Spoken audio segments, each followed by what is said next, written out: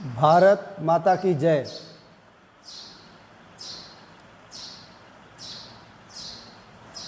केशव की जय जय, माधव की जय जय। आदरणीय कार्यकर्तागण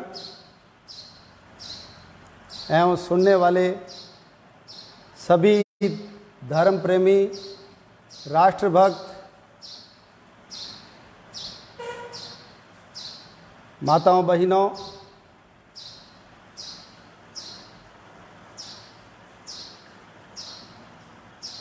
एवं प्रजाजन, सवेरे सायं खुले मैदान में, पार्कों में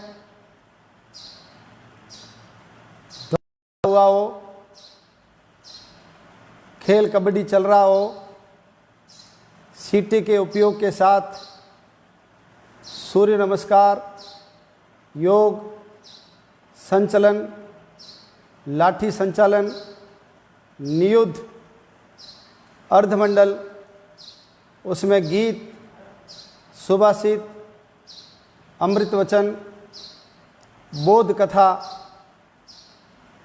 इनके साथ देश के दुर्दिन दूर करने के लिए योग्य बने, ऐसी चर्चा व इन्हीं भावों को जगाने वाले महापुरुषों की कथा कहानियाँ, फिर प्रार्थना, फिर ध्वजावतरण, हंसी ठिठोली करते हुए घर जाना, नए बंधुओं को लाने का आग्रह, ऐसे दृश्य आपने देखे होंगे। कौन है जो इन्हें प्रातः सायं रात्रि को यहाँ आने के लिए प्रेरित करता है? वो है आरएसएस, यानी राष्ट्रीय स्वयंसेवक संघ। आज प्रांत, जिला, विभाग, तहसील, शहर, गांव से नीचे गिरी कंदराओं तक यह दृश्य देख करके देश के भविष्य के प्रति आशा और विश्वास के उत्साहवर्धन का दृश्य साकार हो उठता है। जिस दृश्य को देख करके विठल भाई पटेल, सुभाष चंद्र बोस, डॉक्टर अंबेडकर जी, लाला लाजपत राय जी, गांधी जी अति प्रसन्न हुए, गदगद हुए। उस संगठन का आरंभ किस महापुरुष ने किया?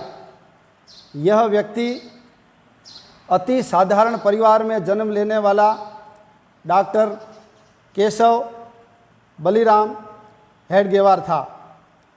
वर्ष प्रतिपदा यानी जिस दिन नया साल आरंभ होता है, 1889 नागपुर में जन्म हुआ। नागपुर में यानी महाराष्ट्र में नव वर्ष को गुड़ी पड़वा बोलते हैं। अपने आंगन में भगवा ध्वज लगाते हैं और उसकी पूजा अर्चना करते हैं। शायद गुड़ी पड़वा के दिन बालक केशव का जन्म लेना यही इंगित करता है कि आज पूरे भारतवर्ष में 40,000 स्थानों पर, 65,000 स्थानों पर नित्य शाखा लगती है, जहाँ ध्वज लगता है, उसकी आरती की जाती है, पूजा की जाती है, प्रार्थना बोली जाती है।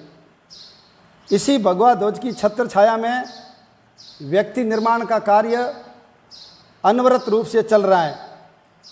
1 करोड़ से भी ज़्यादा कार्यकर्ता हैं। विश्व के 40 देशों में आज इस संगठन का काम है। विद्यार्थी परिषद, विश्व हिंदू परिषद, भारतीय किसान संघ, भारतीय मजदूर संघ, विद्या भारती, वनवासी कल्याण परिषद, सीमाजन कल्याण समिति, ऐसे कितने ही संगठन हैं जो अपने अपने क्षेत्र के नंबर 1 संगठन हैं। आज पूरी दुनिया में 40 से ज़्यादा स्थानों पर राष्ट्रीय स्वयंसेवक संघ का काम है, जो संगठन राष्ट्रभक्ति, अनुशासन व संस्कार का पर्याय है। हर भारतीय को जिस पे गर्व है उसको चालू करने वाले 20वीं सदी के सबसे बुद्धिमान, दूरदृष्टा महामानव, जिसने 35 वर्ष की आयु में संगठन चालू किया, 15 वर्ष तक अनथक मेहनत करके पूरे भारत में उसका काम फैलाया और मात्र 51 वर्ष की उम्र में अपनी जीवन लीला समेट ली। आओ आज उनका हम सब लोग स्मरण करें। माता रेवती के 4 संतानों में सबसे छोटी संतान ये केशव था। रामायण, महाभारत, गीता बहुत रुचि से पढ़ी। छत्रपति शिवाजी महाराज उनके आदर्श पुरुष थे। जब वे 8 वर्ष के थे और स्कूल में मिठाई बांटी जा रही थी, बच्चे खाकर के खुश हो रहे थे, तो इन्होंने मिठाई का दोना कूड़े में फेंक दिया। रानी विक्टोरिया को हमारे ऊपर शासन करके, हम सब लोगों को मिठाई खिला करके वो हमको खुश करती हैं। जिसने हमको गुलाम बना रखा है उनकी मैं मिठाई नहीं खाऊंगा, ऐसा बोल करके उस दोने को कूड़े के ढेर में फेंक दिया। 12 वर्ष की उम्र में एडवर्ड सप्तम के राज्यारोहण की आतिशबाजी हो रही थी। केशव ने उसका बहिष्कार किया। 13 वर्ष की उम्र में पाठशाला में बच्चों ने बात की कि नागपुर के ऊपर जो सीतावर्डी का किला है उसके ऊपर अंग्रेज़ों का यूनियन जैक फहराता है, जिसका राज्य होता है उसी का झंडा होता है।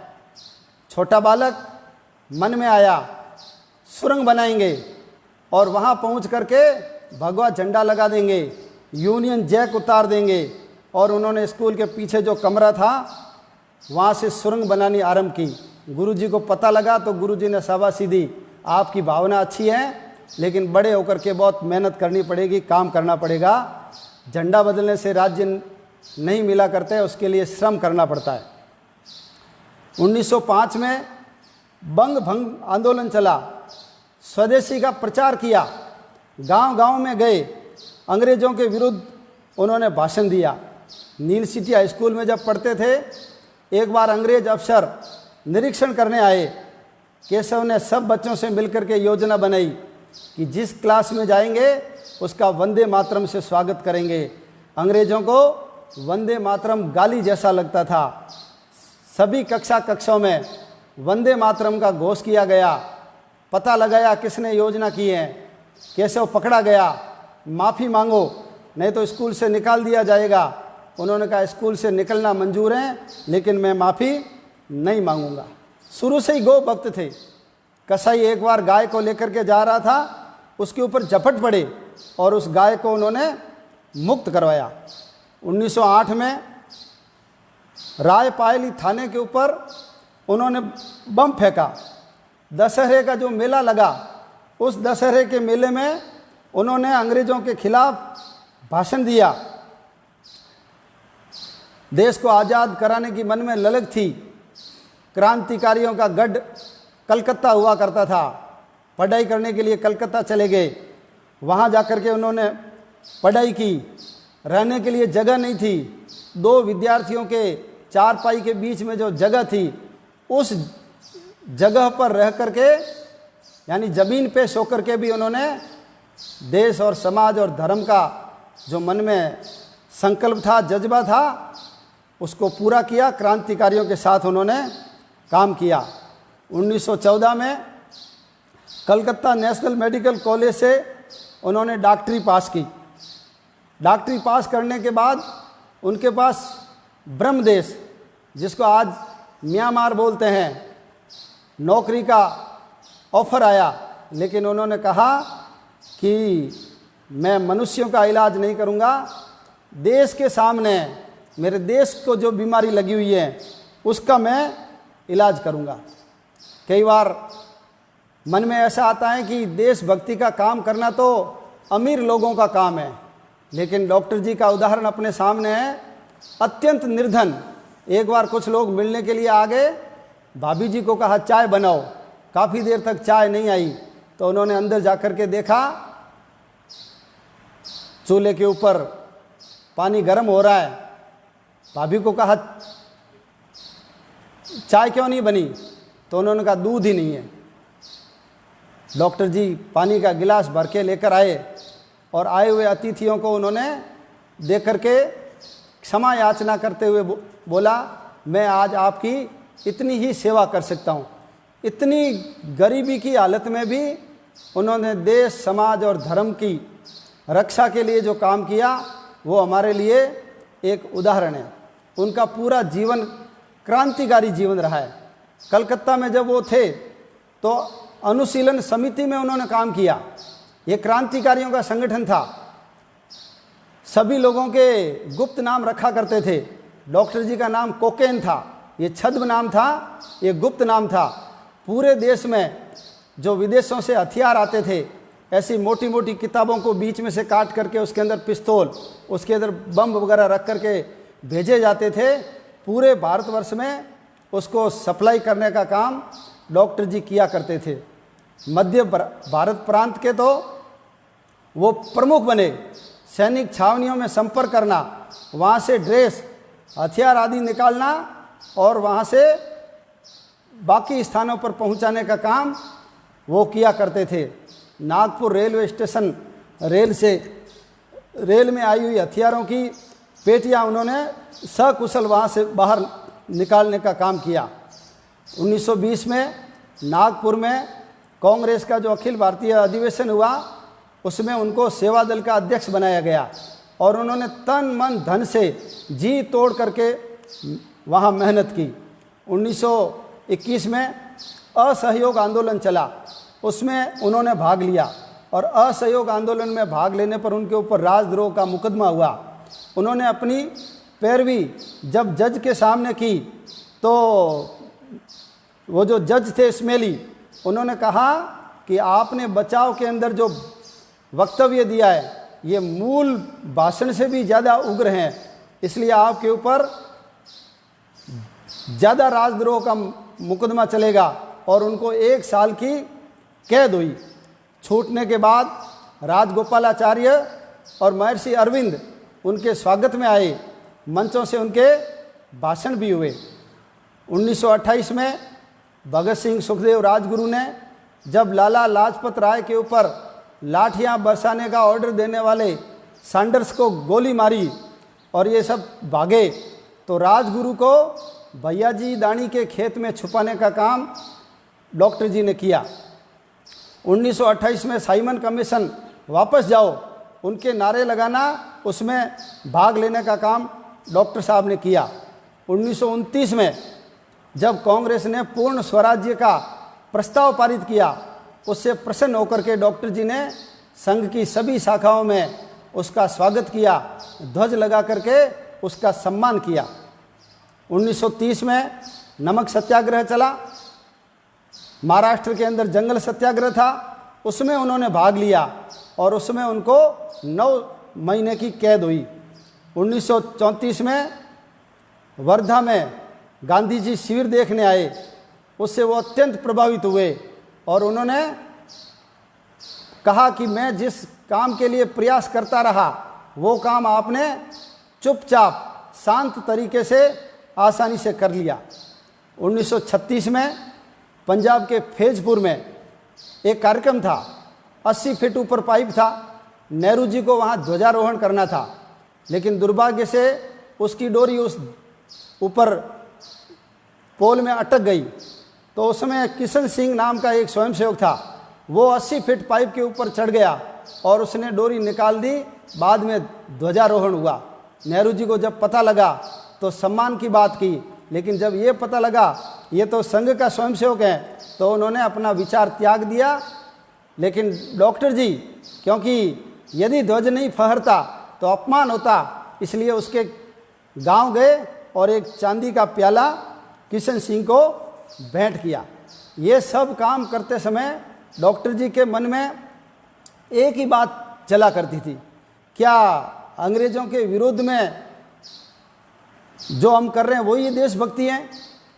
क्या हमारी कमजोरियां, असफलता, दोष, परतंत्रता, ये जितने दुर्गुण हैं, इसका कारण क्या केवल अंग्रेज ही हैं?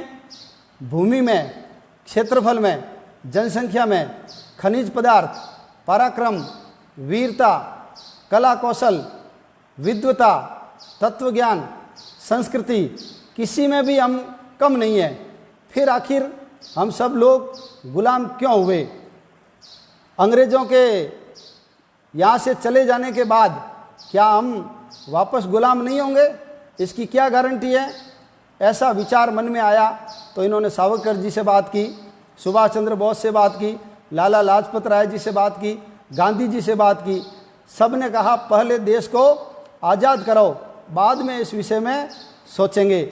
लेकिन जो युग दृष्टा होते हैं वो बहुत लंबी सोचते हैं। उन्होंने गहन अध्ययन शुरू किया, विचार मंथन किया और उन्होंने पाया कि ये जितने दोष हैं ये उसका कारण हम खुद ही हैं, कोई परकीय उसका दोषी नहीं है। हम आत्मशून्य हो गए, दिग्भ्रमित हो गए, इसके कारण हम सब लोग गुलाम हुए। 1000 सालों तक हमने मुगलों से संघर्ष किया, मुसलमानों ने हमारा भौतिक नुकसान किया। हमारे जो शक्ति केंद्र थे, हमारे मठ थे, मंदिर थे, हमारे गुरुकुल थे, हमारे आश्रम थे, इन सबको उन्होंने नष्ट कर दिया। शिक्षा के केंद्रों को नष्ट किया, हमारे विश्वविद्यालयों को जला दिया, हमारे ग्रंथों को जला दिया। ग्रंथों के अंदर मिलावट की गई, बड़ी मात्रा में धर्मांतरण किया गया, गौ हत्या की गई, महिलाओं का अपमान किया गया, शास्त्रों में मिलावट की गई। लेकिन अंग्रेज बड़े धूर्त थे, उन्होंने भौतिक नुकसान कम किया, लेकिन मानसिक नुकसान हम जानते हैं कि अंग्रेज़ों ने बहुत ज़्यादा किया। अंग्रेज़ों ने बौद्धिक नुकसान किया, उन्होंने जो भ्रम फैलाए उस भ्रम के अंदर हम फंस गए। और आज भी भारतवर्ष में ऐसा बहुत बड़ा वर्ग है जो उस भ्रमों में फंसा हुआ है। अंग्रेज़ों ने कहा वेद है वो गडरियों के गीत है। यदि वेद गडरियों के गीत हैं तो यूरोप की क्रांति फिर बिना वेदों के कैसे हो गई? वेद ले जा करके अंग्रेजी में उसका अनुवाद करके ही वहाँ पर क्रांति का सूत्रपात हुआ। अगली बात उन्होंने कही आर्य बाहर से आए। हम सब जानते हैं जिस समय सृष्टि का निर्माण हुआ तब से लेकर के आज तक हम सब लोग आर्य यानी जिसको आज हिंदू बोलते हैं यहीं रहते आए। हमारे तीर्थ यहीं हैं, नदियाँ यहीं हैं, हमारे पर्वत यहीं हैं, हमारे शक्तिपीठ यहीं हैं, हमारे 4 धाम यहीं हैं, हमारे कुंभ भी यहीं लगते हैं। ये सब भारत में, एक भी हमारा तीर्थ स्थल भारत के बाहर नहीं है। भारत का नाम हिंदुओं के कारण ही पड़ा है। ये जो हिंदुस्तान है यही बताता है कि हिंदुओं का जो स्थान है उसी का नाम हिंदुस्तान है। आर्यावर्त का नाम है आर्यों के रहने का स्थान है। अगला अंग्रेजों ने कहा कि हम कभी एक राष्ट्र नहीं थे, हमने आकर के यानी अंग्रेजों ने आकर के हम सब को एक किया है। तो अपन सब लोग जानते हैं पूरे भारत में आप कहीं भी चले जाओ एक जैसे मंदिर मिलेंगे, सभी जगह ओम की पूजा होती है, सभी जगह गीता पढ़ी जाती है, संस्कृत सभी जगह बोली जाती है, यज्ञ सभी जगह होता है, मंदिर एक जैसे हैं, चावल उसमें चढ़ता है, यज्ञ होता है, दीप प्रज्वलित किया जाता है, अंतिम संस्कार की विधि एक है, विवाह की विधि एक है। ये पूरे भारत में एक जैसा है। इसका मतलब है हम अलग अलग राष्ट्रों में नहीं थे, ये हमारा पूरा राष्ट्र शुरू से ही एक रहा है। हाँ, व्यवस्था के लिए राज्य अलग अलग रहे होंगे लेकिन राष्ट्र की कल्पना हमारी एक ही थी, हम पूरे एक ही राष्ट्र के लोग थे। अगला उन्होंने कहा कि हम सब लोग ऋषि मुनियों की नहीं बंदर की संतान है। यदि बंदर से ही हम बने तो दुनिया में जितने बंदर हैं वो सब आदमी बन जाने चाहिए थे, लेकिन अभी बंदर बंदर ही है, आदमी आदमी है। जितने प्राणी पशु पक्षी हैं वो वैसे के वैसे पड़े हैं, उसमें कोई बदलाव नहीं आ रहा है। इसका अर्थ है हम बंदरों की संतान नहीं हैं, हम ऋषि मुनियों की संतान हैं। और उन्होंने इतना ज़्यादा भ्रम फैला दिया कि हिंदू शब्द से चिढ़ होने लग गई। एक कांग्रेस के नेता थे, उन्होंने तो यहाँ तक बोल दिया कि मुझे आप गधा कह दो लेकिन हिंदू मत कहो। उन्होंने कहा मैं एक्सीडेंटली हिंदू हूँ। अगला भ्रम अंग्रेजों ने ये फैलाया कि कि यदि आपको आज़ादी लेनी है तो हिंदू मुस्लिम एकता करिए। और ये जो उनका पासा था ये ऐसा फिट बैठा कि हमारे नेतृत्व करने वाले लोगों के दिमाग में भी आ गया, मुसलमानों को साथ नहीं लेंगे, हमको आज़ादी नहीं मिलेगी। घर पे बैठे मुसलमान जिनका आज़ादी में कोई योगदान नहीं था, उनके हाथ में एक पारस पत्थर जैसा हथियार, पारस पत्थर जैसी मणि आ गई। और जैसे जैसे हमारे नेताओं ने उनकी खुशामद शुरू की, वो भारी होते गए, तुष्टीकरण की नीति शुरू हो गई।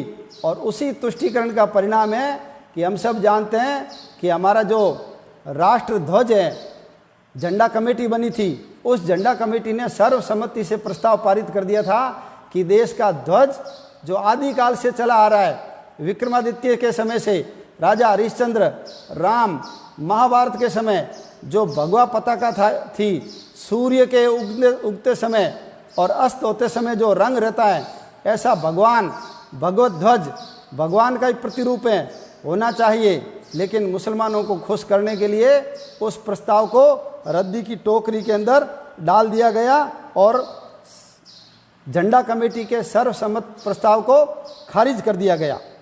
सभाओं के अंदर मुसलमान आते नहीं थे, इसलिए उनको पैसा दे दे करके बुलाया गया, किराया भी देते थे, ताकि अंग्रेजों को ये दिखाया जा सके कि हम हिंदू मुसलमान की एकता कर रहे हैं। वंदे मातरम जब काकीनाडा में 1923 में कांग्रेस का अधिवेशन और विष्णु दिगंबर पुलस्कर को वंदे मातरम गाने तो जिन्ना खड़ा हो गया, ये वंदे मातरम मूर्ति पूजा है, मैं यहाँ गाने नहीं दूंगा। विष्णु दिगंबर पुलस्कर ने कहा, मैं वंदे मातरम गाने के लिए ही आया हूँ और गाकर ही बैठूंगा, आपको सुनना है तो सुनिए वरना चले जाइए। मोहम्मद अली जिन्ना वहाँ से उठ करके चला गया, लेकिन किसी कांग्रेसी नेता की हिम्मत नहीं हुई कि उसको टोक सके। ऐसे ही भाषा, हिंदी भाषा हिंदुओं की है, इसलिए उर्दू मिश्रित हिंदी होनी चाहिए। हमने भगवान राम को राजा राम और माता सीता को रानी सीता बोलते हैं, लेकिन उन्होंने कहा मिश्रित, उर्दू मिश्रित हिंदी बोलो, इसलिए राम को बादशाह राम और सीता को बेगम सीता ऐसा बोलना आरंभ किया। धर्मांतरण बड़ी मात्रा में होता था, लेकिन मुसलमानों की खुशामद के कारण धर्मांतरण का विरोध कोई भी नहीं करता था। मस्जिद के आगे से बाजा बजाते निकलते थे, उनको नाराज़गी होती थी, तो हमको ही समझाते थे कि क्या फ़र्क पड़ता है मस्जिद के आगे यदि बाजा रोक ले तो। उनको नहीं कहते थे कि तुम भी अपने जुलूस निकालते हो, हिंदू सहन करता है, तुम लोगों को भी सहन करना चाहिए। टर्की के खलीफा को जब अंग्रेजों ने उतार दिया तो भारत के अंदर खिलाफत आंदोलन हुआ। सरदार वल्लभ भाई पटेल ने कहा कि ये खिलाफत आंदोलन नहीं है, ये अखिल आफत आंदोलन है। क्यों?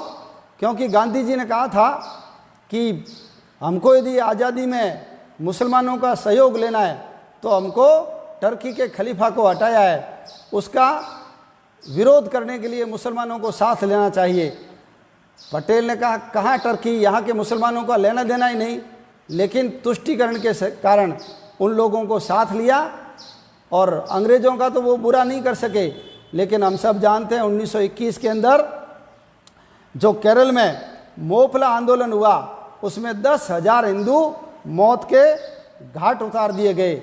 और इसी तुष्टीकरण का परिणाम निकला कि अंततोगत्वा देश का विभाजन हुआ, एक पूर्वी पाकिस्तान यानी आज का बांग्लादेश बना और एक पश्चिमी पाकिस्तान आज का पाकिस्तान बना। दिग्भ्रमित तो हुई, लेकिन उनके साथ साथ हमारे अंदर राष्ट्रभक्ति और संगठन का भी अभाव हो गया। राष्ट्रभक्ति का अभाव, संगठन का अभाव, इसके कारण भी हमारा पतन हुआ। डॉक्टर जी ने कहा हिंदुओं की सुप्त भावना को जगाना पड़ेगा। देश का भाग्य हिंदू के साथ ही जुड़ा हुआ है, इसलिए हिंदुओं को संस्कारित और संगठित करना पड़ेगा। केवल मुट्ठी भर लोगों से नहीं, पूरे देश को जब तक खड़ा नहीं करेंगे, ना तो देश आज़ाद हो सकता है, ना देश की उन्नति हो सकती है। इसलिए सभी हिंदुओं को जगाना पड़ेगा, राष्ट्रभक्ति जगानी पड़ेगी, संगठन खड़ा करना पड़ेगा ताकि कोई भी काम बीच में न रुके। इसलिए उन्होंने 3 घोषणाएं की। भारत हिंदू राष्ट्र है, हम सब जानते हैं। भारत को हम हमारी जन्मभूमि, कर्म भूमि, मोक्ष भूमि, पुण्य भूमि, मातृभूमि मानते हैं। सृष्टि के उत्पत्ति से लेकर आज तक हमारा इनसे अभिन्न नाता है। हम कहीं बाहर से नहीं आए, यहीं हमको भगवान ने पैदा किया और दुनिया का सबसे सुंदर देश हमको भारत के रूप में भगवान ने प्रदान किया। दूसरा, उन्होंने कहा शक्ति से सब कार्य संभव है। अपन सब लोग जानते हैं दुर्बल की दुनिया में कोई भी बात नहीं सुनता। जगदीश चंद्र बसु, उन्होंने जब बेतार के तार का आविष्कार किया, गुलाम देश का व्यक्ति है, कौन उनको मान्यता देगा? जगदीश चंद्र बसु को मान्यता नहीं दी। उसके उपकरण को रात को चुरा लिया मार्कोनी ने और थोड़े समय बाद उसका पेटेंट उन्होंने करवा लिया। रविंद्रनाथ टैगोर जब जापान गए तो जापान के बच्चे उनको सुनने नहीं आए, इतनी महान हो तो पहले अपने देश को आज़ाद कराओ, फिर हमको आकर के भाषण दो। एक बार खरगोश को लगा कि मेरे को बहुत पोला पोला बनाया है, ब्रह्मा जी के पास गया कि बहुत ऐसा सीधा पोला पोला बना दिया मुझे, हर कोई मेरे को मार करके खा जाता है। तो ब्रह्मा जी ने कहा कि तू यहाँ से चला जा, तेरे को देख करके मेरे मुंह में भी पानी आ रहा है। यानी दुर्बल का कोई भी नहीं है। एक संस्कृत का श्लोक आता है, अश्वम नेव गजम नेव, यानी किसी को बलि देनी है तो किसकी देनी? अश्वम नेव, घोड़ा नहीं चाहिए, गजम नेव, हाथी भी नहीं चाहिए, बड़ा शक्तिशाली होता है, सूंड की फटकार मारे तो कहीं के कहीं पहुंच जाए। व्याघ्रम नेवच नेवच, शेर तो बिल्कुल भी नहीं चाहिए। अजा पुत्रम बलि ददात, देवो दुर्बल घात कह, मुझे तो बकरी के बच्चे की ला करके बलि चढ़ाओ। यानी देवता भी दुर्बल का साथ नहीं देते, इसलिए बोलते हैं वीर भोग्या वसुंधरा। शिवाजी जब शक्तिशाली हो गए थे तो बीजापुर दरबार ने उनको भेंट भेजनी शुरू की थी। इसलिए उन्होंने दूसरी बात बोली, शक्ति से सब कार्य संभव है। और तीसरी उन्होंने बात बोली, शक्ति संगठन में होती है। अपन सब जानते हैं छोटे छोटे धागे, छोटे छोटे तिनके मिलकर के रस्सी बंधती है, मदमस्त हाथी को भी उससे बांधा जा सकता है। शरीर हमारा आदर्श संगठन का उदाहरण है। सिर पे कोई डंडा मारता है, हाथ उनकी सुरक्षा के लिए आगे बढ़ता है, मुंह आवाज करता है, पैर उसको लेकर के भागते हैं। संगठन का ही उदाहरण देखना है तो कोई मधुमक्खी का छत्ता हो, उसके अंदर जाकर के आप अंगुली डालना, आपको पता लग जाएगा कि संगठन क्या होता है। जब उन्होंने संघ की स्थापना की तो कार्यकर्ताओं के सामने लक्ष्य रखा, परम वैभव। हमारे देश को हमको परम वैभव पे पहुंचाना है। परम वैभव कैसे आएगा? तो ये हिंदू समाज के संगठन से आएगा। और हिंदू समाज को संगठित कैसे करेंगे? तो ये संघ स्थान पे बुला करके हम उनको संगठित करेंगे। एक स्थान, एक समय और एक लक्ष्य, ये तीनों बातें जब करते हैं तो संगठन स्वतः ही बन जाता है। ऐसा सोच करके सवेरे शाम रात्रि को एक ही समय, एक ही स्थान पर और मन में सबके एक ही कल्पना, देश को परम वैभव पे ले जाना है, भारत माता को पुनः शक्तिशाली बनाना है। ऐसा भाव रख करके हम आएंगे तो संगठन अपने आप बन जाएगा। यही सोच करके विजयादशमी 1925 नागपुर के मोहितों के बाड़े में पूजनीय डॉक्टर जी ने राष्ट्रीय स्वयंसेवक संघ की स्थापना की। छोटे बालकों से की, कच्ची मिट्टी होती है, उन्हीं को संस्कार दिया जा सकता है। और जब डॉक्टरी पढ़ा हुआ व्यक्ति छोटे छोटे बच्चों के साथ खड़ा रहता था, लोग उसकी आलोचना करते थे, निंदा करते थे। कई लोग बोलते थे डॉक्टर पागल हो गया है, लेकिन वो उसे बदलना है तो बालकों में ही संस्कार दे करके किया जा सकता है। यही कल देश के भावी नागरिक बनेंगे और यही देश का नक्शा बदल सकते हैं। विवेकानंद जी ने कहा था कि मुझे 100 व्यक्ति मिल जाए तो मैं देश का कायाकल्प कर सकता हूँ। लेकिन विवेकानंद जी चले गए पहले। विवेकानंद जी के बचे हुए काम को पूरा करने के लिए ही भगवान ने शायद डॉक्टर जी को भेजा था और डॉक्टर जी ने वो चमत्कार किया कि हिंदू राष्ट्र की बातें बहुत लोग करते थे, लेकिन कार्य पद्धति कोई भी नहीं दे के जा सका। कार्य पद्धति देने का काम ये डॉक्टर जी ने किया है।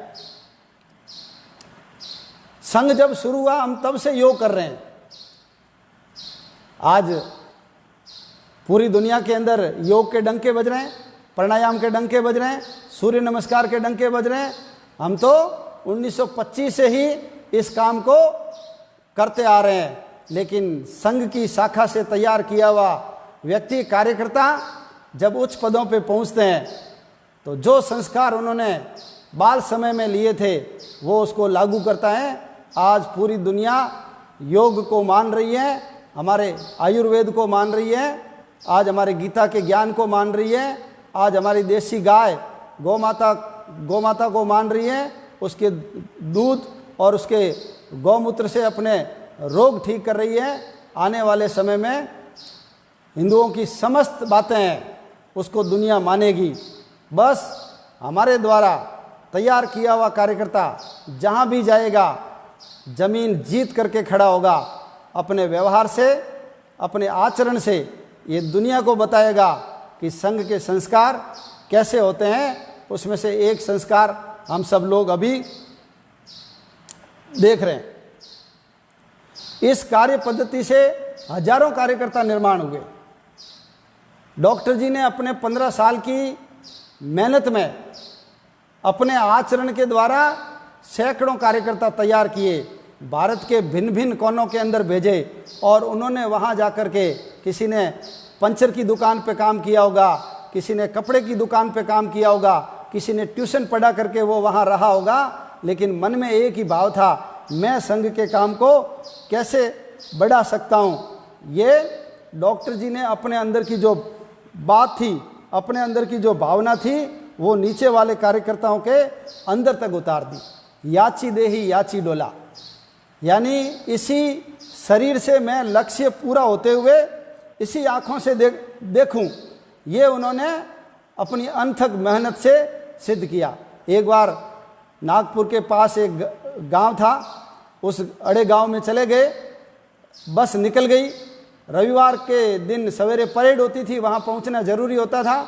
डॉक्टर जी 32 मील रात को पैदल निकल पड़े, सवेरे मेरे को वहां पहुंचना जरूरी है। मुख्य सड़क पर आए तब उनको वो बस भी किसी कारण खराब हो गई थी, बस उनको मिल गई और सवेरे वो परेड के समय वहां उपस्थित हो गए। सब कार्यकर्ताओं को जब इस बात का पता लगा तो सब लोगों के मन में आया कि वास्तव में जो देश समाज और संगठन की पीड़ा डॉक्टर जी में है, ऐसी की ऐसी पीड़ा हमारे मन में भी अवश्य होनी चाहिए। सामान्य लोगों को असामान्य बनाने का काम पूजनीय डॉक्टर जी ने किया। लोक संग्रही जो उनके संपर्क में आया वो उनका ही बन करके रह गया, आ गया संपर्क में जो धन्यता पाई उसी ने। ऐसे पूजनीय डॉक्टर जी लोक संग्रही, यानी ऐसे चुंबकीय गुण वाले थे, जो एक बार संपर्क में आ गया वो हमेशा उनका ही बन करके रह जाते थे। उन्होंने कहा, नर सेवा नारायण सेवा है। नर के अंदर नारायण के दर्शन करो। जितने भी अपंग हैं, पागल हैं, विक्षिप्त हैं, दुखी हैं, दरिद्र हैं, उनकी सेवा ही वास्तव में ये परमात्मा की सेवा है। उन्होंने ऐसा बोला। एक व्यक्ति आया और उन्होंने कहा, मुझे भी समाज में संगठन करना है, मुझे आप सिखाइए। डॉक्टर जी ने कहा, मैं समाज में संगठन नहीं करता हूँ, मैं समाज का संगठन करता हूँ। तब उनको समझ में आई कि समाज में संगठन और समाज का संगठन क्या होता है। डॉक्टर जी ने कहा, देश के लिए मरना श्रेष्ठ है, लेकिन उससे भी श्रेष्ठ है देश के लिए जीना। अभी देश के लिए मरने की आवश्यकता नहीं है, अपन सब लोगों को जीवित रह करके देश समाज धर्म का काम करना चाहिए। इसलिए देश के लिए जीना सीखें, ये बात उन्होंने बोली।